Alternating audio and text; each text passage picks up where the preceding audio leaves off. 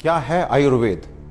आपके किचन में रखे हुए कुछ गरम मसाले, या धोती कुर्ता और तिलक लगाकर पेड़ के नीचे दवाइयां बांटता हुआ कोई झोला छाप डॉक्टर, या आयुर्वेद के नाम पे सड़क के किनारे तंबू लगाकर दवाइयां बांटता हुआ एक पाखंडी, या बिना रिसर्च के लिखी गई कोई देहाती किताब? अफसोस की बात है कि हम में से अधिकतर लोग यही मानते हैं और यही जानते हैं, और इसी चूक का परिणाम है कि आज हमें यह दिन देखने को मिल रहा है।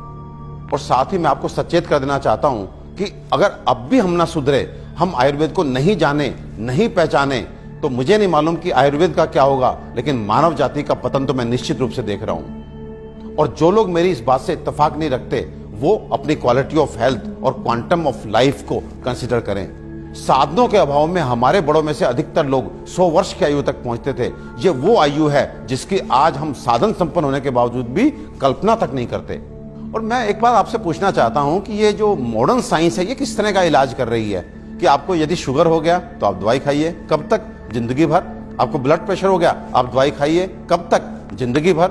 आपको थायराइड हो गया, आप दवाई खाइए, कब तक? जिंदगी भर। आपकी किडनी खराब हो गई, बदल दीजिए। आपका लिवर खराब हो गया, बदल दीजिए। आपको गांठ हो गई, काट डालिए। ये किस तरह की चिकित्सा है? और ये चिकित्सा नहीं, ये केवल सिम्टम्स को दबाना है, क्योंकि ये बाहर से आपको नॉर्मल रीडिंग देते हैं, शुगर ठीक है, ब्लड प्रेशर ठीक है, लेकिन अंदर बीमारी अपना काम कर रही है। 15 साल बाद आपकी किडनी खराब, किससे? शुगर से, ब्लड प्रेशर से। आज का नर्वस सिस्टम खराब, आपकी आंखें खराब, आपको ये कॉम्प्लिकेशन, आपको ये कॉम्प्लिकेशन। तो ये इलाज है या एलोपैथ का काला पर्दा?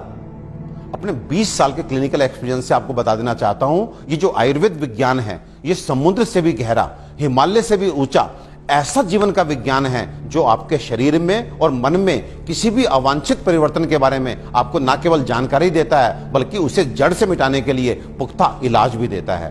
और मुझे एक बात समझ में नहीं आती, आप ऐसे विज्ञान को क्यों नहीं जानना चाहते जो आपको कभी शुगर, ब्लड प्रेशर, थायराइड और अनेक तरह की प्रॉब्लम्स आने ही ना दे। और यदि दुर्भाग्य से आ गई, आपके जेनेटिक कॉम्पोजिशन इस तरह का है कि आपको ये बीमारियां लग जाती हैं, तो इनसे कैसे आप बचे रहें और कैसे आप ठीक हो सकते हैं, इसके बारे में भी पुख्ता जानकारी दे।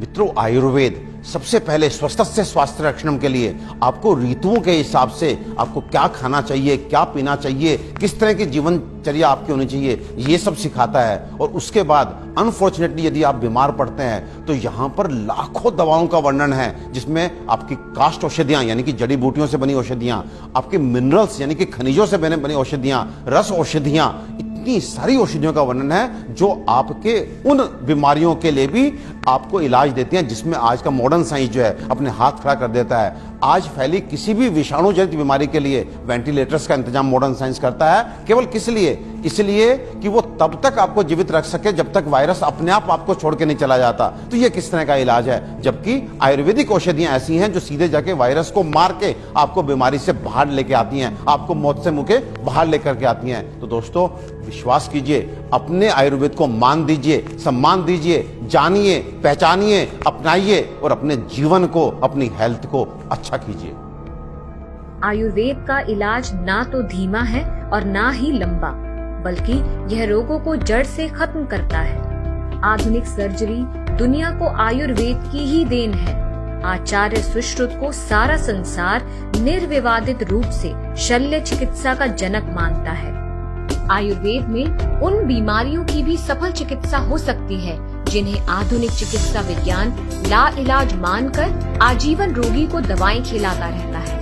आयुर्वेद आपके और आपके बच्चों के लिए सुरक्षित है। आयुर्वेद अपनाएं और रोग मुक्त जीवन पाएं।